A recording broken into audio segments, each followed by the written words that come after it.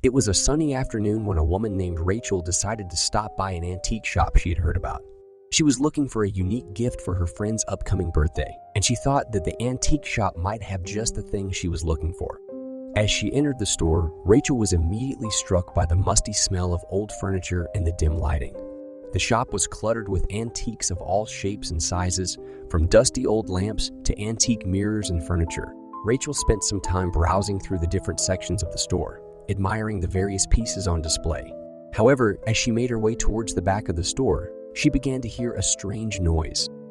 At first, she thought it was just the creaking of an old floorboard, but as the noise grew louder, she realized that it was coming from one of the back rooms of the store. Curious, Rachel approached the shop owner, an elderly man with a gruff voice, and asked him about the noise. The shop owner looked at her, and for a moment his expression turned serious.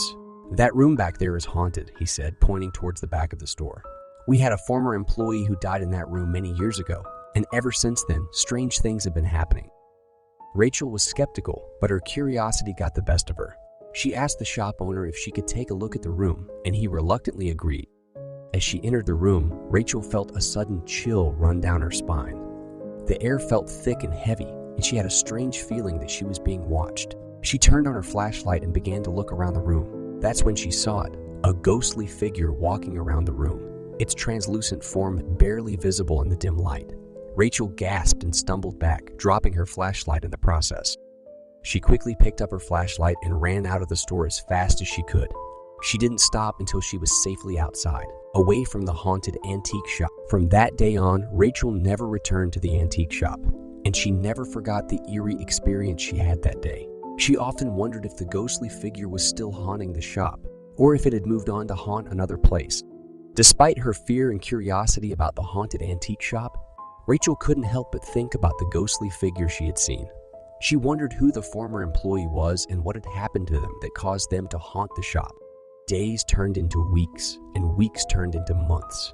But Rachel couldn't shake the memory of the ghostly figure from her mind. She even started doing research on the history of the antique shop in the surrounding area, hoping to find some answers. One day, while she was browsing through old newspaper clippings at the library, Rachel came across an article that caught her attention. It was about a former employee of the antique shop who had died under mysterious circumstances in the very room where Rachel had seen the ghostly figure. According to the article, the former employee was a young woman who had worked at the shop for several years. She had been tasked with cleaning out the back room when she suddenly fell ill and passed away before anyone could get her help. Rachel couldn't believe what she was reading. It was as if the ghostly figure she had seen was the spirit of the former employee, still trapped in the antique shop, unable to move on. Feeling compelled to help the spirit, Rachel decided to contact a paranormal investigator to see if they could help. After some searching, she found a reputable investigator who agreed to take on the case. The investigator visited the antique shop and conducted a thorough investigation, including using various ghost hunting tools and techniques to communicate with the spirit.